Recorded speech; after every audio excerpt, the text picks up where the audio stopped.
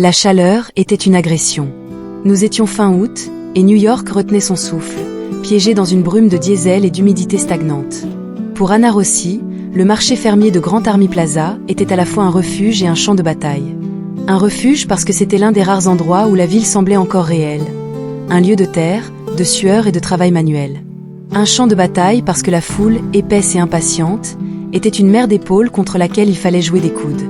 Anna, en débardeur gris usé par le travail et en short de jean coupé révélant des traces de sueur sur ses cuisses, se frayait un chemin avec une efficacité pragmatique. Elle avait une mission, des pêches, le dernier lot décent de la saison, et du pain de seigle de chez She-Wolf. Elle n'était pas là pour flâner.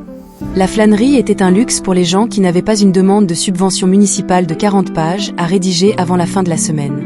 Elle aimait cette cacophonie. Le cri d'un vendeur vantant ses tomates, on dirait des bonbons. Le sifflement d'un pressoir à cidre, le rire aigu d'un enfant échappant à ses parents. Elle s'arrêta au stand de pain, humant l'odeur riche de la croûte carbonisée. Elle était une spectatrice, comme toujours. Elle observait un jeune couple se disputant joyeusement une miche, une famille de 4 personnes essayant de gérer une poussette et 3 sacs en toile. Anna était une île. Elle avait passé sa vie à l'être. Depuis ses 14 ans, depuis que le système l'avait officiellement étiquetée « difficile à placer », elle avait cultivé son indépendance comme une forteresse. On ne peut compter que sur soi-même. C'était son credo, son mensonge, son armure. C'était ce qui l'avait poussée à maîtriser le bois, un matériau honnête qui ne mentait jamais et ne partait pas sans prévenir. Elle paya son pain, le glissa dans son sac à dos, et se tourna vers les fruits. Sa mission finale. Le stand de pêche était le plus populaire. Une file d'attente s'était formée, serpentant à côté d'un camion de cidre. Anna s'y inséra avec un soupir résigné. Elle détestait attendre. Elle vérifia sa montre. 11 minutes. 11 minutes qu'elle aurait pu passer à poncer. Elle observait les gens devant elle, son regard d'artisane analysant le monde. Un homme indécis, une touriste prenant trop de photos, un couple se disputant à voix basse. Elle arriva enfin au but. Le vendeur, un homme buriné avec un tablier couvert de jus, lui fit un signe de tête. « Qu'est-ce que ce sera ?»« Un cajot de celle-ci, » dit Anna, montrant les pêches mûres. « Les dernières de là. »« Mère, je ne peux pas en discuter maintenant. Le gala est dans 3 semaines, tout est sous contrôle. » La voix, tranchante comme du verre pilé, ne venait pas de la file d'attente. Elle venait du côté. Une femme venait de fendre la foule, se dirigeant non pas vers la fin de la file, mais directement vers le vendeur. Elle semblait avoir été téléportée depuis la 5e avenue. Grande, vêtue d'un pantalon en lin blanc impeccable et d'un chemisier en soie bleu marine. Les ongles enfoncés dans sa paume libre, elle écoutait, captivée par une conversation qui semblait lui vriller l'âme à travers l'appareil. Ses cheveux blonds étaient relevés en un chignon, si parfait qu'il semblait douloureux.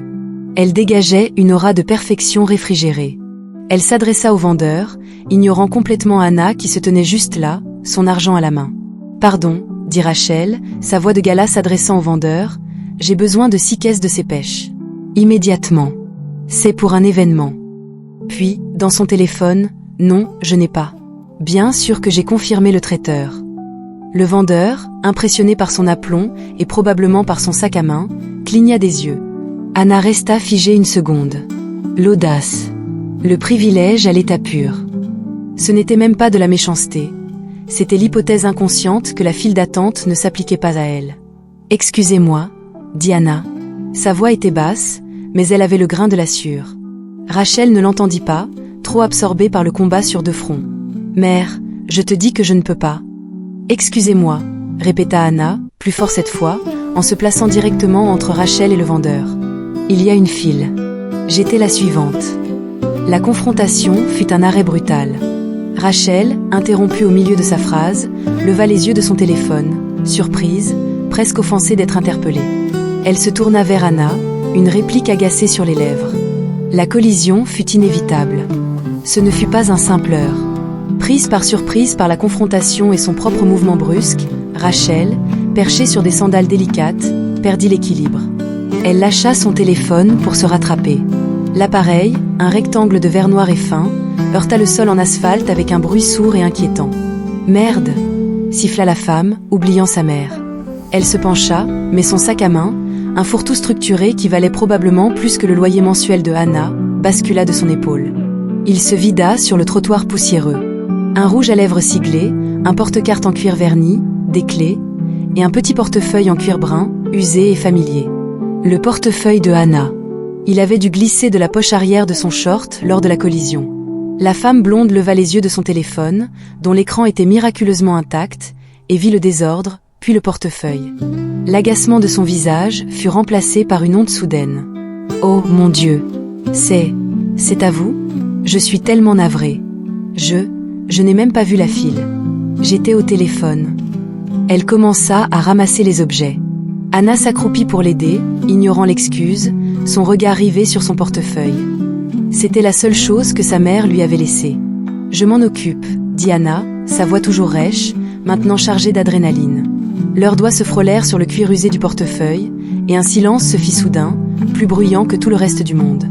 Le souffle coupé, Anna sentit un courant parcourir son bras, lui hérisser la peau. Ce n'était pas une pensée, mais une vague sourde qui submergea tout.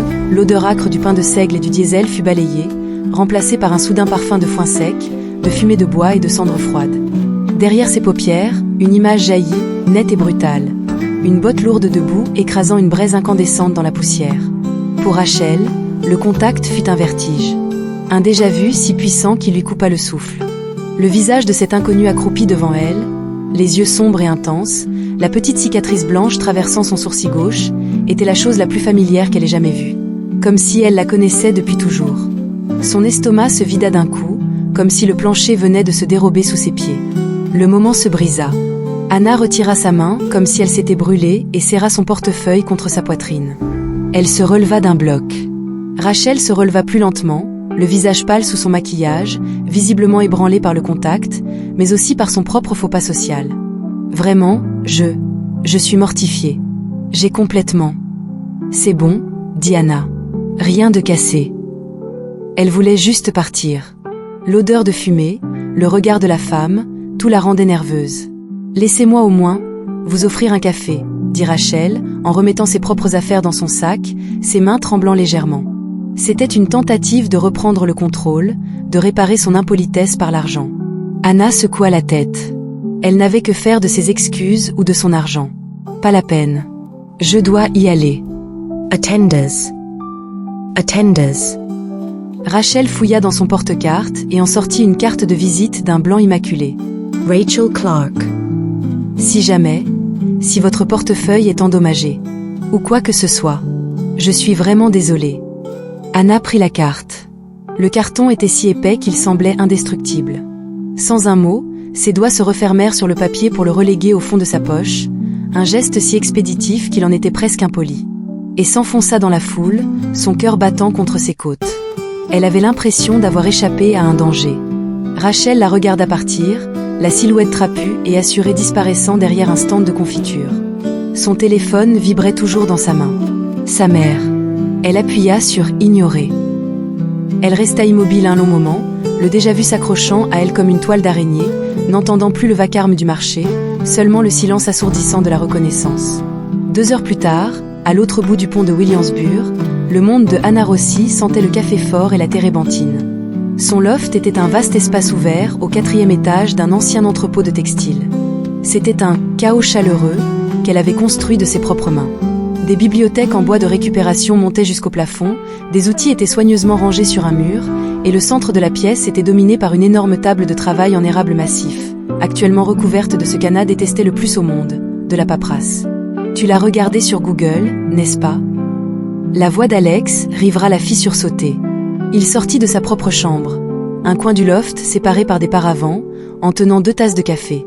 Il portait un t-shirt délavé des Ramones et un short de basket, son uniforme habituel de développeur de jeux vidéo. Hannah Rudgett. Je ne vois pas de quoi tu parles. Bien sûr que non, dit Alex en posant une tasse à côté de son ordinateur portable. Tu rentres du marché comme si t'avais vu un fantôme, tu marmonnes un truc sur une femme en lin, et la première chose que tu fais, c'est allumer l'ordi. Allez, crache le morceau.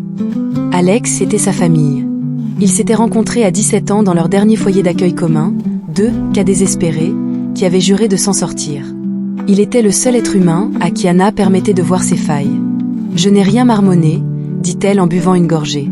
Le café était brûlant, parfait. Elle m'a bousculé. Elle a fait tomber mon portefeuille. Fin de l'histoire. Ah. Alex sourit, s'asseyant sur le bord de la table. Et donc, Rachel Clark? C'est elle? Anna jeta un regard coupable à son écran. La page de recherche était ouverte. Des photos de la femme du marché la fixaient, mais cette fois sur des tapis rouges, à des galas, le sourire professionnel est figé. Les titres étaient vertigineux. L'héritière Clark prend la tête d'EE la fondation familiale. Le gala d'art Clark. Les Toto DE l'élite new-yorkaise. Clark's Market. L'empire BIO DE la cotait. Oh, dit simplement Alex, son ton changeant de moqueur à sérieux. Merde, H. C'est du lourd, ça. Anna ferma l'ordinateur portable avec un claquement sec. Ça n'a aucune importance. C'est juste. Elle chercha ses mots. C'était bizarre. Quand on s'est touché. Bizarre comment? Genre, coup de foudre. Non. Bizarre genre. J'ai cru sentir de la fumée. Je suis fatiguée, c'est tout. Elle reporta son attention sur la pile de formulaires. Demande de subvention pour les arts et la communauté de la ville de New York. Projet, Forge. C'était son véritable amour. Forge était son plan pour créer un atelier de menuiserie gratuit pour les jeunes du système de placement. Un endroit pour leur apprendre un métier, pour leur donner ce qu'elles n'avaient jamais eu, un outil pour construire quelque chose de solide. Elle devait prouver au conseil municipal qu'un atelier dans un quartier en pleine gentrification était plus important qu'un énième bar à cocktail. C'était ça, sa vie. Des demandes de subvention, de la Sûre et Alex. Pas des héritières en soi, qui sentaient le déjà-vu et la fumée imaginaire. Elle prit la carte de visite de Rachel, si rigide et blanche, et la glissa sous une pile de factures. Une anomalie. Un déchet d'un autre monde. Oublie-la, dit Alex, comprenant son humeur. Cette subvention ne va pas se remplir toute seule. Tu veux que je commande taille ce soir? Oui, dit Anna, reconnaissante. Merci. Elle se replongea dans le jargon bureaucratique, essayant d'effacer de sa mémoire l'image de ses yeux vert paniqués et l'odeur fantôme de la cendre. Au même moment, dans un silence de marbre à 35 étages au-dessus de Park Avenue, Rachel Clark se déshabillait. Son appartement était l'antithèse du loft de Anna. C'était un musée privé, un mausolée de bon goût. Les murs étaient d'un blanc crémeux, les sols en marbre gris veiné, et chaque meuble était une pièce de designer approuvée par sa mère. Il n'y avait pas de désordre. Il n'y avait pas de vie. L'air sentait le citron aseptisé et l'argent ancien. Elle laissa tomber son pantalon en lin sur un valet. Pas de sueur, mais elle se sentait sale. L'altercation au marché l'avait ébranlée. Pas la collision, mais le contact. Cette femme, ses yeux, cette sensation de chute. Son téléphone, posé sur une console en verre, vibra. Le nom, mère, s'afficha. Rachel l'ignora et entra dans sa salle de bain, grande comme la moitié de l'atelier de Anna. Elle s'aspergea le visage d'eau froide, s'appuyant sur le marbre frais. Elle était piégée. Elle le savait. Sa fondation d'art, son seul semblant d'identité propre, était une laisse dorée. Sa mère contrôlait le fond de démarrage. Chaque décision, du traiteur du gala aux artistes exposés, devait être approuvée. Le gala était sa dernière épreuve. S'il réussissait, elle aurait, peut-être, une once d'autonomie. S'il échouait, elle repensa à son frère, Moritz. Elle alla dans le salon, où un immense portrait de famille trônait au-dessus d'une cheminée qui n'avait jamais servi. Son père, sa mère, elle-même à 16 ans, et un vide maladroit à sa gauche. Moritz avait été effacé. Pas seulement de la photo, mais de leur vie, de leur héritage, de leur histoire. Son crime, avoir présenté son petit ami lors d'un dîner de Thanksgiving. Rachel avait appris la leçon. L'authenticité était une forme de suicide social. Son mensonge était sa survie.